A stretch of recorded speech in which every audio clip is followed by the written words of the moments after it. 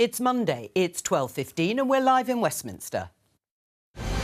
If at the next election there are a number of MPs in the Tory party and Reform that created a significant majority, then obviously there's going to be a conversation to form a coalition.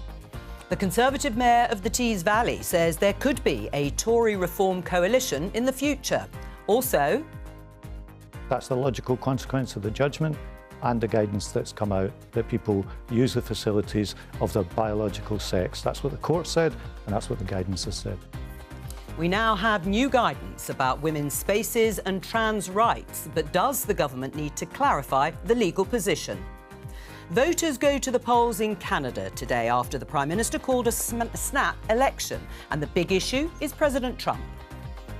I need you to vote Liberal so we can protect values that we share, that we can stand up to Donald Trump, build a Canada united. I will go to court. You're prepared to fight it? Yes. You feel that strongly about it? Yes, I do. Should a Welsh power company be allowed to erect pylons over this area of countryside in Carmarthenshire? We'll speak to one of the landowners fighting the proposals.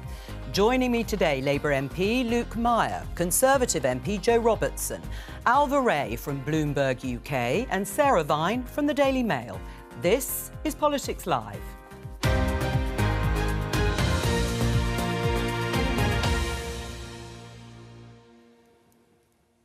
Hello and welcome. Let's start with this headline in BBC News. You also heard Ben Houchin in the headlines. Tories may need Reform coalition, says the Tees Valley Mayor. Yes, he was talking to my colleague Laura Kunsberg yesterday that actually it may be necessary at the time of the next election to keep Labour out of government.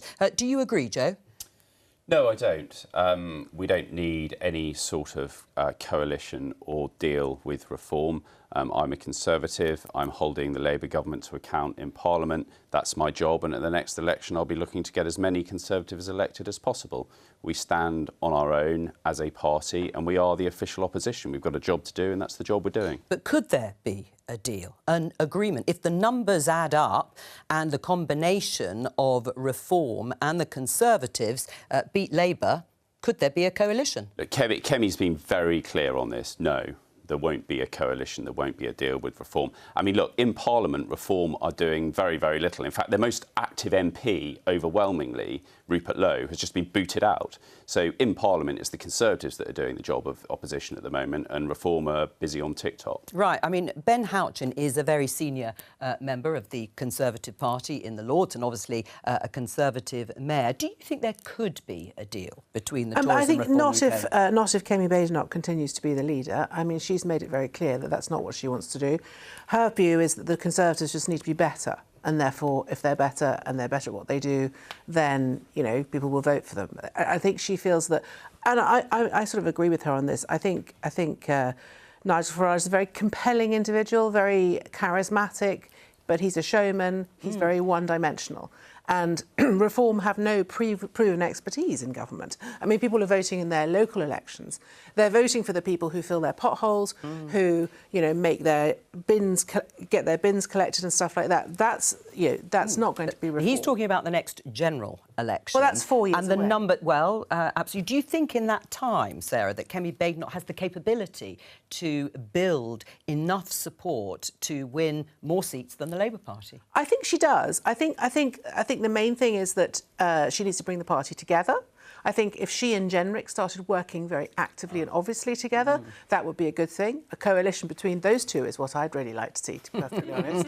That would be a really much better start than talking about going to another party, but to just get the Conservative Party back where it needs to be, credible. But 4 years is an eternity in politics. I mean, anything could happen, genuinely. That is very true. Could there be a deal, do you think, Alva, if the numbers look as if they're pointing that way? So I think we're talking about two separate but overlapping things, a deal before an election and then a possible coalition or some sort of deal after an election. I think what Ben Houchin said, you can tell from Jo's response, is really unhelpful for the Tories, but also for Reform. And I think there's probably a lesson here for them, for both parties, from the way that Labour and the Liberal Democrats interact with each other. They've never had any sort of pact or agreement. But if you speak to them privately, they say, you know, actually, quite often there's a sort of agreement that you're kind of going to stay out of each other's way. I mean, that happens quite often with other parties too, doesn't it? But I think that the Liberal Democrats in particular kind of have this worked out, and what they would say, I think there's a lesson for reform in the Tories here, is that it's patronising to voters to act like you can just move them around. You say that you're Tory, but actually you're not going to have a Tory candidate there. You have to vote for reform. The polling suggests that about 40% of reform voters don't like the Tories, and about 40% of Tory voters don't like reform. It's really patronising to assume that you can just sort of move them around. So actually, this is not a helpful conversation for the Tories or reform. The best thing they could do for, thinking of their own strategy is to stay out of each other's way, but for not have this as a public conversation. But also the question you have to ask yourself is, why would reform do a deal with the Tories? I mean, they're doing perfectly well on their own. Well, it's just, I suppose, they might in time as an election looms. I mean, the Times headline here says Kem Bay won't rule out local reform pact as election fears grow. But as Alva has been saying, sometimes there are those private agreements. Luke, though, if you look at the polling, the combination of numbers in terms of support of Tories and reform would probably be bigger than the Labour Party. Well, I think what's really clear from this conversation is that actually Kem Bay doesn't have much control over what's happening in her party, and there are Conservatives like our Teesside Mayor who do want some sort of deal with reform. The only way to stop the Conservatives and reform is by voting Labour. And in fact, if you look at the position on the NHS, for example, you've got one party that decimated the NHS and another that wants an insurance-based healthcare system. The only way to protect our NHS into the future, maintain the progress we've been having over the last 6 months of waiting times coming down, is by voting Labour. Jo? Well, that was an election pitch, wasn't it? It was yes. Answering your question, which is about a pact between Conservatives and Reform. Look, there is a job to do in Parliament. There is a job of government, and the voters deliver their verdict. Labour are governing, and the Conservatives are delivering opposition. The Liberal Democrats are cozying up to the government and doing nothing by way of opposition. Nigel Farage spends most of his time either on TikTok or in the US. Conservatives are doing the job of opposition, and we will go into an election whenever it happens, putting our case to the British people to form the next government, and the public will deliver their verdict. As Sarah says, in 4 years' time, it's a long way to go. Well, in case you hadn't noticed, viewers, there are elections going on later this week. Let me just show you this headline. BBC News: Ministers face above projected teacher and NHS pay deals. The pay review body for teachers in England has recommended a pay rise of about 4% this year, while its NHS equivalent has recommended about 3%, according to figures in the Times. But both figures that have been cited are above significantly the 2.8% the government has budgeted for in their proposals to the pay bodies. Luke, should the government accept, as it normally does, the recommendations of pay review bodies and pay teachers a 4% rise? So I used to be a teacher, and I think that all of our public sector workers should be paid properly. Of course, this process is subject to the amount that's available in the public finances, and so I hope there's a proper negotiation with the trade unions as well. But in principle, I think public sector workers deserve to be paid properly, and this is a government that recognises that. Right, so you think the government, Rachel Reeves, should agree to a 4% rise above the 2.8 that's been budgeted for? I think there has to be a sensible negotiation with the unions, and I hope that they recognise that. Right, do you agree with that? Should the government accept what the pay review bodies say? Well, whatever the government decides, it needs to ensure that schools can actually afford to pay the additional money, because a lot of schools, particularly in my constituency on the Isle of Wight, are under huge pressure by decisions made around money centrally and their budgets not going up in order to pay for it. And in my constituency, that means school closures. Right. And do you think it should not come out of savings to schools' budget? This should be new money. I think there's got to be a proper negotiation, and I think I wouldn't want to preempt that. I'm a backbench MP. I'm not here to represent the government, but I think that it's about working closely with the staff. Right. I mean, how difficult will that be for Rachel Reeves? It's added pressure, obviously. I mean, you can see how difficult it is from Luke's reaction. I don't know how she awards these pay rises, really. I mean, the finances are so tight. I mean, I've said this before on this programme before the spring statement, but she keeps not leaving herself very much headroom. And then we have tariffs, these global headwinds, and she finds herself needing to look for more savings while also boxing herself in and promising not to raise taxes. So I just, it's already so squeezed. We're heading for a big political row with all these other departments protesting about cuts to their departments, throwing in a pay rise. I can't see see Rachel Reeves going for it, but that'll be really tricky for people like Luke, former teachers, Labour MPs, having to make the case for it. And it may be tricky because there may be the threat of strikes. Well, I agree with Luke. Teachers should be paid properly, but it would help if this government hadn't decided to decimate the private sector, which takes a lot of pressure off the state school sector. You know, with their taxes on independent schools, VAT, and a lot of those are going to be closing, and those children will be going into the state sector because they'll have no choice. Luke? So that was a bad decision, I'm afraid. I think we're not seeing the level of closures that a lot of people said would happen. Yet. And it's important to recognise why that decision was made. We believe that the 93% of children who are in the state school system deserve to have the support that we're rolling out with free breakfast clubs and things like that. The children who are in the private sector, their parents still pay the tax, which still goes towards the state school sector. Parents who educate their children privately, for whatever reason, and there are many reasons why they do so, they still pay the taxes that go to the state school sector. So you're not, you know, they're not taking anything away. If anything, the only thing they're taking away is their children who are not going to be needed to be educated in the state sector. I mean, I like, you know, I educated my children in the state sector. I'm not against it, but I'm just saying this was a bad decision. I just don't accept that argument. I think that private schools, a lot of private schools do have the headroom for this to be asked to pay a fair amount. And I think it's right that working families across the country have access to things like the free breakfast clubs that we're rolling out in primary schools all across the country. I think there's a Labour policy, it's a good policy, and it's right for working families. Let's talk about this. BBC News Equality Watchdog issues interim guidance on single-sex spaces. This is the latest development. We were expecting this guidance after the recent Supreme Court ruling that found the terms woman and sex in the 2010 Equalities Act refer to a biological woman and biological sex. We talked about it last week and perhaps some of the consequences. The government has said it provided clarity, and we'll discuss whether more clarity is needed, because yesterday the Cabinet Office Minister Pat McFadden was asked by the BBC whether this meant the government as a large employer would ban people from using facilities that they wish to use.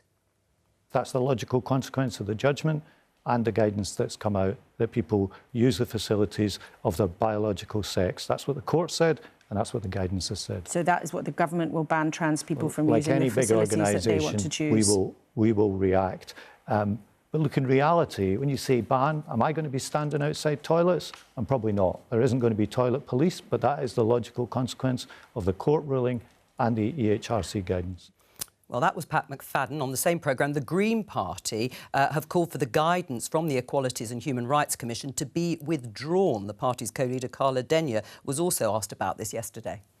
I think it's quite clear that it will create the risk of discrimination, direct and indirect, against trans people, especially in workplaces. I think it has the potential to create some unintended consequences. It's clearly rushed and ill thought out, and they haven't consulted all the people who'd be affected. Okay. We're saying withdraw it. Think again, consult everyone who'd be affected by this guidance, and then come out with something more thought out. OK.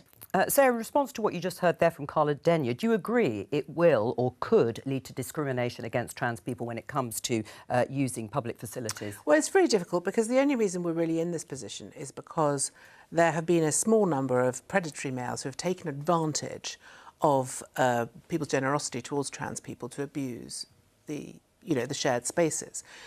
And that's why we've ended up in this situation, because it's been a long battle, because there have been people, for example, who have been accused of rape or on trial for rape, who have self-identified as women and ended up wanting to get into safe spaces for women. And we've had to push back against that.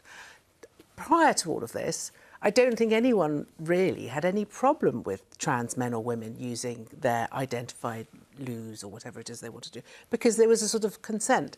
But it was very heavily politicised. It has been over the last 10 years, very heavily and aggressively politicised. And that's why we've ended up. And the tragedy of all of this is for genuine trans people who do exist and do have a right to live that. They're now being penalised because of all the bad actors who decided to take advantage. And that's a great sadness. I think that's unfair for them.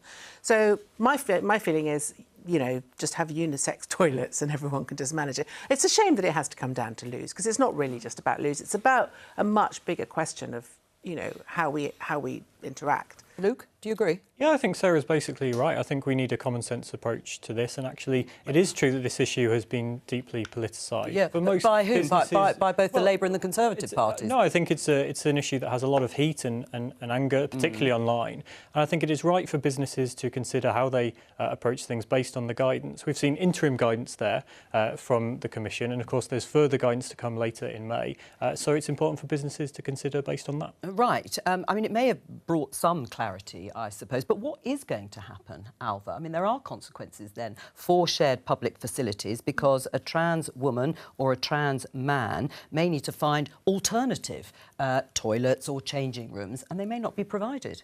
Yeah, I mean, I agree with Sarah that it is crazy that we're talking about who uses what toilets. I don't think that the provisions in the Equality Act were really intended at first to be delineating this kind of thing. I think it's just really like a bad thing for public discourse that this has become about toilets rather than about the wider issue. I mean, I think like if you care about women and want them to be safe, you care about violence against women and girls, you respect trans people, then your starting position just needs to be that we should let trans people get on with their lives, and there are very specific and limited situations where a trans person can be excluded, which was already the case under the Equality Act. I think the problem is this politicisation of the self-identification laws, which allowed people who were not genuine or quite, who were malicious to get into those spaces. But the thing that's always been the case under the Equality Act is that, for example, domestic abuse refugees, it's always been the provision in law that they can exclude, for example, a trans woman from accessing those spaces, and that you have to do that respectfully, and it's not about denigrating their entire identity, but that this is a very, very specific circumstance. That's always been the case, and then sport is the other big one. I don't really think, personally, of toilets as a sort of safe space for women. It's just a sign on a door. I mean, we've been living our lives quite happily with just, I mean, we will have all used toilets with trans people. I thought you'd said recently, Sarah, that gender-neutral loos have shown the world has gone mad. Well, I mean, yes, but in the sense that, I mean, the arguing about loos has meant that, I mean, I go most loos now. You just go in and there's a cubicle. I mean, these big loos don't really exist anymore. But the sports thing is very interesting because I do think it is wrong to have trans women in women's sport because we just know that the biology is different. They're stronger. They've gone through male puberty. They have denser muscle mass. They're faster. They have better stamina. Well, let me just briefly, and then I'll come to Jo. I think that those are the kind of the very specific and limited situations that have always really been provided for under the Equality Act. It doesn't mean that we can be sort of rude about trans people more generally. I think that that going into the whole issue around who uses what toilet is crazy in my view. I suppose it's what a lot of people feel. That's their sort of everyday interaction. It's what they focus on. And we will have all used toilets with trans people and probably not even noticed. Like that's the way it has been working for the Well, let me come to Jo. Do you think the guidance should be withdrawn in the way Carla Denyer has set out because she fears discrimination if all public facilities, and it could be changing rooms, it could be hospital wards, it could be prison wards, it's all going to be based through the Equality Act on biological sex? So I think the bigger picture is it's really helpful that the Supreme Court has spoken and told the Prime Minister, for a start, what a woman is, because it was clearly something he was struggling with. And everything that flows from that decision must be consistent with it. So any guidance that's issued must be consistent with what the Supreme Court have decided, and we need to reset the debate. I agree with everyone around this panel that it needs to be a respectful debate, and we need to avoid, certainly as politicians, in getting to the minutiae detail of who can go where, but clearly guidance has to be consistent with the Supreme Court decision, and the Prime Minister has now finally got an opinion, although he's been given it by a court. What's wrong with the way the government's responded thus far to the Supreme Court ruling? Well, it's very early days. I have a degree of respect for the way, for example, the Health Secretary has just acknowledged he was wrong. I mean, it's bizarre that the Health Secretary was wrong, but at least he's admitted it. The Prime Minister has not done that, and I think the government just need to take stock of the decision and the implications for decision-making right across government. I mean, it's true, isn't it? The Prime Minister has changed his mind, but won't say so. He said very clearly on a number of occasions a few years ago that a trans woman is a woman, and that is stated in the law. Now he says a trans woman is not a woman. A woman, as defined in the Equality Act, is a biological woman. He's changed his mind. Should he do what West Streeting has done? Look, I think this is exactly the kind of politicisation that we're talking about, is reducing it to what various different politicians in the government have been saying. Not just various politicians, he is the Prime Minister. No, but you're talking about the Health Secretary as well. And I think it becomes almost a game or a gimmick online. And actually, as I say, I'm a backbench MP. I'm not here to represent the government. I'm here to represent my constituents. And I have thousands of conversations. You're a Labour MP, Luke. Has the Prime Minister changed his mind? No, but what I'm saying is the number of conversations I have with my constituents about various issues on the doorstep, the number of times this issue has been raised is genuinely twice. It's not an issue that most people are talking about. Most people want to know what we're doing to bring down their bills. The thing is, you cannot have a situation where you have intact males naked in women's changing rooms or girls' changing rooms. I think we can all agree on that. Is that a fair thing to say? Do you think that's an unreasonable thing to expect? Well, Alva? I think that it probably... I mean, I broadly agree, but I think that it slightly misrepresents the way a trans person is likely to be using that space anyway. I mean, like, they're such a small minority, and I think when you are a trans woman, you're using this space, you're kind of unlikely to be walking around naked. It's like a quite personal thing to you. But there are some you're who much do. more likely to just and be they are the ones. in a They're cubicle. the problem. Like, this is all kind of just an imagined situation, whereas we have to talk about the actual reality of it, which is that we have been living this situation for decades. Trans people have been navigating which changing room they go into. They don't want to make people feel uncomfortable. Is it difficult, they just want to for some get on of with their the lives. providers of some of these facilities when it comes to what is allowed legally? You heard Pat McFadden say, look, I'm not going to be standing on duty. Well, of course he's not. I mean, no one is to some extent, but do they need clarification, people providing these spaces? Well, I think when you look at the guidance that's been issued, I think it's really unfortunate that it's so focused on things like toilets rather than on things like domestic abuse refuges, which were the main need for this clarity. And I think sport is huge. But sport, there's already quite a lot of clarity in the Equality Act, so I think actually that's quite open and shut. But I just think if you're a trans person and looking at this guidance, it's really not clear where you can use the loo. Basically, you just can't go anywhere. I mean, you certainly couldn't here. I mean, there's just male or female toilets. I think it's going to make it harder for trans people to just live their lives. And in this sense, whatever you think or whatever your position is, it hasn't provided clarity. And if we just want to get to a point in a society where we let trans people get on with their lives, I don't think that this guidance delivers it. Do you think, Sarah, there has been bad treatment of certain MPs or politicians over this issue who did want clarity through the Equalities Act in terms of a woman being defined as a biological? Well, I mean, obviously, Rosie Duffield, was excluded from the Labour Party because she was, pushing back against some of this stuff. I think, yeah, a lot of people have been cancelled because of it. They've had. I mean, the fundamental thing is that women's rights have been very hard to get. It's taken a very long time. They're very hard won. And in a lot of parts of the world, women don't have any rights at all, as we know. And what I don't think is right is for the rights of another group of people to override women's rights. And that was what it felt was happening, which was that, women, you can just, you just suck it up because we've got more rights than you. And that's why women got upset and angry. And I think that's fair enough. You've got to fight for your spaces.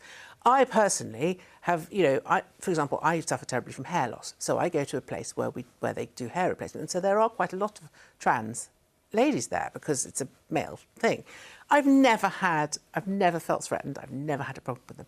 But I do think that that's because I'm not a vulnerable woman. I'm not in a woman's shelter. I'm quite sort of, I'm quite capable of looking after myself, quite robust. I'm not in a woman's prison. I'm not confronted by somebody who is saying they're a woman but they have a penis and they might try and attack me. These are the women that we need to protect. And it's OK to want to protect those women. But I think those are the specific and limited spaces where the Equality Act needs to be getting involved and providing guidance. Well, I don't think it's toilets in workplaces, actually. I think that's state overreach. All right, well, we're going to find out if there is any more guidance and what the government response to it will be. Now, millions of Canadians are going to vote in a snap federal election today, just 2 days after a man drove into a crowd at a street festival jail in Vancouver. You can see the headline here, killing 11 people. Now, a man has now been charged with multiple counts of murder. But aside, as I say, Canadians are going to the polls. The election has largely focused on how the candidates have responded or would respond to the US President Donald Trump's threat of tariffs, as well as his call to make Canada the 51st state of the United States. Let's hear from Mark Carney, who is the Prime Minister of Canada and leader of the Liberal Party, and Pierre Poilievre, the leader of the opposition, from their campaign trails. We need to fight Trump's tariffs with counter tariffs of our own that cause maximum damage in the United States with minimum impact here. We need to protect our workers using every single dollar we collect from those tariffs. After the lost Liberal decade of rising costs and crime, we cannot afford a fourth Liberal term. We need a change with a new Conservative government that will bring home affordability and safety for all of our people. Our North America correspondent Neda Tawfik is in Ottawa for us. Hello to you. When Mark Carney came in, he was 20 points behind his rival. He has turned that around and they're now neck and neck in the polls, Neda. How did he do it? Yeah, well, remember, Pierre Poilievre really had sold himself as the change candidate, telling Canadians that if another decade of Liberal rule, like Justin Trudeau, the former Prime Minister's tenure, continued, that they wouldn't be able to afford food and housing. And he also really aligned himself with many of the platforms that we saw Donald Trump rise to victory with, including immigration, cutting income taxes, also just, again, going after economic issues. What really changed, of course, was the election of Donald Trump and his rhetoric there, and slamming tariffs on Canada, threatening annexation. So ironically, it was Donald Trump that really breathed new life into the Liberal campaign. What we saw across Canada was a surge in patriotic feeling and a real fear that tariffs and a wider kind of conflict with the United States would do serious damage to Canada. And that's why this election is being seen as so pivotal and why it's really turned into a referendum on who can best approach Donald Trump. We saw Mark Carney saying that the U.S. president, essentially is an existential crisis. And while the polls have narrowed in recent days, we do see that the Liberal Party is still predicted to take the majority of seats in Parliament right behind me. Neda Tawfik, thank you very much from Ottawa. Luke, do you think that Keir Starmer should channel a bit of his Mark Carney in terms of dealing with Donald Trump? Well, I think it's a fascinating election. Of course, whoever wins will remain a firm friend with Canada. But I think the main lesson there is about the importance of protecting domestic industry and jobs. And that's exactly what the Prime Minister is doing. So, for example, with our defence spending increase recently, it's about protecting British jobs, British workers. And that is the approach that this government is taking. Yes, and should he be more robust in his criticism of Donald Trump in the way that Mark Carney has? I actually think the Prime Minister's handled the US relationship very well. He's managed to secure the prospect of a new trade deal with the US while also assuring relationships around the world and building up our domestic industry as well. Well, Joe Robertson, should Kem Bay be standing up and saying we should stand up to Donald Trump? Well, it's slightly different, I think, for Canada because they're in the middle of an election campaign and the politics is always a little bit different there. And I think Carney probably has benefited from this argument with their nearest neighbour. But is it the right approach? I am not sure that necessarily translates into governing a country. So it we might. need to. It might for Mark Carney. I just suspect that once election day is over, whoever's elected in Canada, obviously the business of government will start. And you might see a flavour of some of the rhetoric changing a bit. I mean, let's not forget, David Lammy was Donald Trump, seemingly was his worst enemy. I mean, and now suddenly he's pivoted to have that relationship with the US, or at least that's what he's saying in the Commons. So I think that's why it's slightly different in Canada during an election campaign and where we are in Britain today post-election. Right. Do you think there's anything politicians here can learn from Canada? Oh, well, I mean, it's been a breath of fresh air just watching it, hasn't it? A seemingly genuinely popular politician in Mark Carney running a really extraordinary campaign, showing the kind of charisma and just savvy that we haven't really seen in British politics, dare I say, lately. You know, his sort of his Saturday Night Live. No charisma on this side of the table. I disagree. I think Mike Carney and Keir Starmer are very similar because they're characters who had a long period outside of politics, running public services, and it is that expertise that they're now bringing into governing. I think it's very similar. But no disrespect to Keir Starmer or to any other British politician. I just don't think that we have politicians who could go on Saturday Night Live in the States and make their political case in a really, really funny way, the way he did. I advise people watching, if they haven't seen it, to go and watch it, because he kind of stood up for Canada, but he did it in such a charming way. And it's just been this incredible story. You know, we know him as the Bank of England governor. To just make to take a gamble on running for the leadership of this party, to go into politics late in his career, and then to see this incredible turnaround in the polls, I think it's been extraordinary. Well, maybe Rachel Reeves, the Chancellor here, is perhaps raising the temperature slightly with this headline. BBC News, Reeves suggests UK trade with EU more important than the US. Is she right? I just don't think it's an either-or. Trade with the US is very important. Trade with the EU is very important. I don't think it's one being more important than the other. Clearly, we need to improve our relations with both. Right. Well, because they weren't very good under previous Conservative governments when it came to the EU. You always want to improve trade relations. What do you think? Do you think Rachel Reeves is right? UK trade with the EU more important than the US? You've, of course, got this big reset that's going to happen in the middle of May. I don't know, but my view is that if you look at America and you think it's a bit wobbly at the moment and a bit mad, which I don't think that's an understatement, then obviously you want to secure your relations with a maybe slightly less mad and maybe slightly more reliable ally, which is, you know, that Europe is just on our doorstep. Trump is. I mean, I don't know, the tariffs, it seemed to me that he was just sort of plucking figures out of the air. It was a sort of moment of madness. I didn't really understand where it came from and what the purpose was, although it didn't seem to be very thought out. It was all a bit, well, you can have 20 and you can have 50 and you can have 10 because I quite like you. So when you're dealing with somebody like that who is quite volatile and also incredibly vain and very thin-skinned, it seems to me. You think the EU's a better bet? Well, I don't know if it's a better bet, but I wouldn't I wouldn't want to annoy them too much, just in case, you know? I mean, I don't think that Rachel Reeves meant to say that, actually. I think she thinks it, and everyone in government thinks it, but actually it was an unguarded comment. Really, you think it was? You don't think she did mean to say it, and she was just sort of stating the fact that they could be more important? But isn't it nice when politicians actually say what they mean? Because we all know that they think it. You know, there's more money from the EU in our trading relationship from the US. We know they think that, but the government line is that they don't have to choose. They reject this false premise.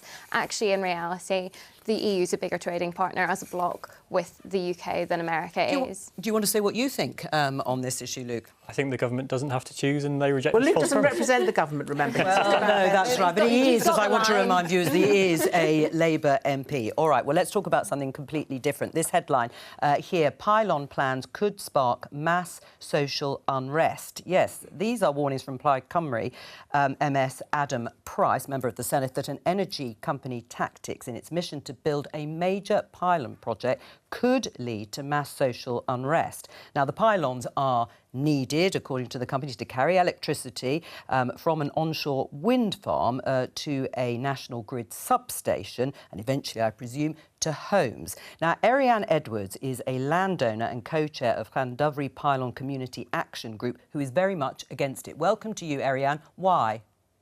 Good afternoon. Well, we're opposing it because this company is not properly engaging with us, and it's also Welsh Government policy that, you know, electricity infrastructure in Wales, all new infrastructure should be undergrounded where possible. And they are just proposing a pylon route, which is against the Welsh Government policy. Right, but how much damage do you think they'll do, presuming you think these pylons will damage the countryside? Well, you know, it's going all the way from mid-Wales to South Wales, along the length of 60 miles. This is one line. Green Gen are proposing another 2 lines in Wales, all through unspoilt, beautiful countryside. historic landscape as recognised by CADU, which is equivalent of English heritage, and passing many historic monuments on the way down, many castles. Wales has the highest density of castles in Europe. And there is a different way of doing this, which is undergrounding. And there's a company actually about 20 miles west of us that carries this sort of work all over Europe and also in the UK. Yeah. And they install it by a process called cable ploughing, which minimises disruption to the landscape and protects the environment. Right. I mean, you've talked about, you obviously want it to go underground, cables underground, but a lot of the research, and it's not actually that up to date, I accept that, says it would be much, much more expensive. If it wasn't, that's what they would do. That's why pylons are necessary. Well, that's a problem. I mean, all these companies are quoting outdated figures from 2012 and, you know, our own figures, we've done some research into it. And certainly over the lifetime cost of a line, you know, it's cost comparable. With an underground line, you've got much more resilience from storms and so forth. So the maintenance is a lot less underground. Right. What would you like to hear now from the UK government, from the Welsh government? You will know the Prime Minister has said that this is a government that will bulldoze local opposition to planning. Well, you know, farmers and you know, in this area, they're not against green energy and the government's plans to reach net zero. You know, they would be willing for infrastructure to be developed if it was done in the proper way. And we should take a lead from other countries, really, such as Denmark and Holland, where, you know, cables of this size and higher are routinely undergrounded. Right, so you'd like the Prime Minister to drop this, or to Ed Miliband, the Energy Secretary, to say we're going to stop pylons and we'll go underground? Well, yes. I mean, I don't think it's being properly evaluated. I mean, they've just sort of knee-jerk reaction that they want to put pylons all over the countryside, and it's not needed. You know, there is another option. Well, we've got two politicians here in the studio. Luke, what do you say to Arianne? Go underground. These pylons aren't necessary. Well, I think new energy infrastructure is necessary, and I think that what we saw in 2022 when Putin invaded Ukraine and sent oil and gas prices spiralling is the worst cost of living crisis in our history. So it's really important, actually, that we bolster our grid system and bolster our clean energy supply, and that's exactly what this government is getting on and doing. We've actually approved more solar panels, more solar projects in the first 10 months of government than the Conservatives did in their 14 years of government. We're getting on with the job, and we're Yeah, but should you listen more to people like Arianne? No, so local communities will get compensated for additional infrastructure that's coming to their community, but we're not going to hold back in delivering the jobs and the infrastructure that this country needs. Arianne? That's not true. I mean, you know, if a project can be delivered for virtually the same cost and it can be undergrounded, why on earth would you want to put pylons up? You know, if you can preserve the landscape, preserve the earning potential of that community. You know, we've got farms that have been encouraged to diversify into tourism and things like that. You know, why not do it in the best way possible? You know, if the cost isn't much more. Luke? I think if it was genuinely cheaper or the same cost to underground cables, then of course go ahead with doing that. But the problem is that's not always the case, and it's become far too difficult to build things in this country, build the infrastructure that we need. We don't want to be held back by doing that. Right, you're just blocking what is absolutely necessary in a bid to get to net zero and, as far as the government says, make people's bills cheaper, Arianne. No, it's not the case. We're not NIMBYs. We're not objecting to infrastructure in the UK. We just believe it should be done in a better way. For example, one of the backers for this project is Copenhagen Infrastructure Partners, a Danish company. In Denmark, it's been compulsory to underground new infrastructure since 2008. And they... Denmark has the most resilient grid in Europe. All right, we've just got a slight technical glitch with the line. But, Jo, your response? Yeah, I mean, pylons are pretty ugly, aren't they? I mean, it's what we used to do sort of 40, 50 years ago. I thought there's a consensus. You put lines underground now. I think Luke's government need to actually listen and realise it's not, you know, net zero at all costs. Actually, other things matter. And the landscape in Wales, in this example, matter to local people. Of course they do. And ugly pylons seems to be a very old tech solution to a new challenge, which is clean energy. Well, I think there are lots of questions around this. First of all, the drive to net zero, which has led to the government accepting potentially the use of slave labour in China, outsourcing all of the construction of this hardware that we need for this drive to a country that not only uses slave labour, but also builds 2 coal-fired stations a week, which is crazy. But also, we know what this government thinks about farmers. I mean, let's look at how they've been treated. They don't care about rural communities, and that's obvious. Luke? I don't accept that at all. My constituency is part rural, part urban, and all of it will be uplifted by the increase in jobs, decent skilled jobs in green industries. We're seeing on Teesside right now lads working, fabricating pipes for carbon capture projects, wind turbines. I mean, this is about delivering economic potential. What about the fields of solar panels that you're seeing just being put up? I mean, there's been a lot of opposition to one in Hampshire, which is a gigantic field of solar panels. The locals don't want it. They say it's going to completely ruin their village. They've got a village. One of the oldest roads in England goes through it, and it's just people. The government just seems to be putting their fingers in their ears about this, and just not accepting that there's a cost to the landscape. Britain is a beautiful country for a very good reason, mainly because a lot of farmers look after the land, and if you just stop listening to them, it's going to be catastrophic. I think there are lots of farmers who are doing really innovative things with solar panels, where you've got agricultural land underneath them that are still being used, and actually you're getting the value from that land twice. I think there are lots of different options here, and it's not an either-or. But the general principle is that it's become too difficult to build infrastructure in this country, and we have to move forward. So is the political reality of Keir Starmer and Angela Rayner's promise that they would bulldoze local opposition in order to get the building and the infrastructure that they need? Now, this is a real-life example of where it could end up in court, and do you think the government will still press ahead? I think so. Because there are lots of things that this government has done that we didn't see coming, that they didn't put in their manifesto, and that have come as a bit of a surprise. This is not one of them. Like, they have been laying the groundwork for this row for years, and we're now seeing it happening, which is really interesting. But I actually think that this is so fundamental to the government's agenda for growth. They've said that they will, it's the builders, not the blockers. I've had conversations about this, about pylons in particular, with people in the Labour Party, going back years.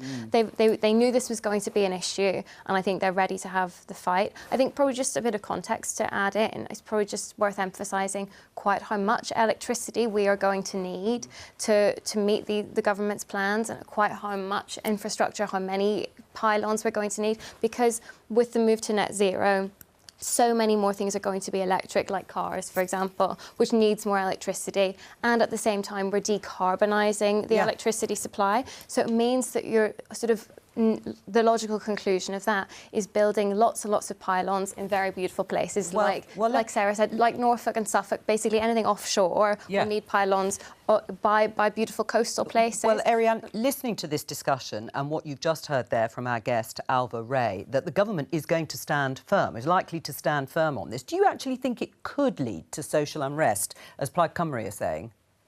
Well, yeah, not just in Wales. I think throughout the UK. I think you they need to listen to communities, and people in the UK are not against green energy and delivering new infrastructure, but there are better ways of doing it. Right energy in the right place. We've already in Wales we're producing twice the energy that we consume in Wales. Most of that goes for export, and about 50% of that is from renewables already, without all the new planned wind farms onshore and offshore. And at the end of the day, we've got a huge coastline in the UK, which we can use for offshore grids. All right, Arianne Edwards, thank you very much for joining us. What do you say? I mean, social unrest, not just in Wales, but across the UK to these sorts of plans. I think the biggest factor that divides people and drives anger in politics is the economy. And actually, if we can deliver the thousands of skilled jobs in green industries in places like Teesside that we're already seeing coming on stream now, then that's the most impactful thing we can do. I mean, do you think it could be persuasive with energy discounts? If you live near infrastructure, it's going to be built near you, you may get fewer or lower bills. I just don't think people believe what the government might tell them on that. They promised to cut bills by £300 in their manifesto, and bills have gone up since then. So I just don't think the government are trusted on that. All right, it's all we have time for. Thank you to all of my guests. I'll be back tomorrow with more Politics Live at 12:15 here on BBC Two in the iPlayer. From all of us here, good afternoon. Bye.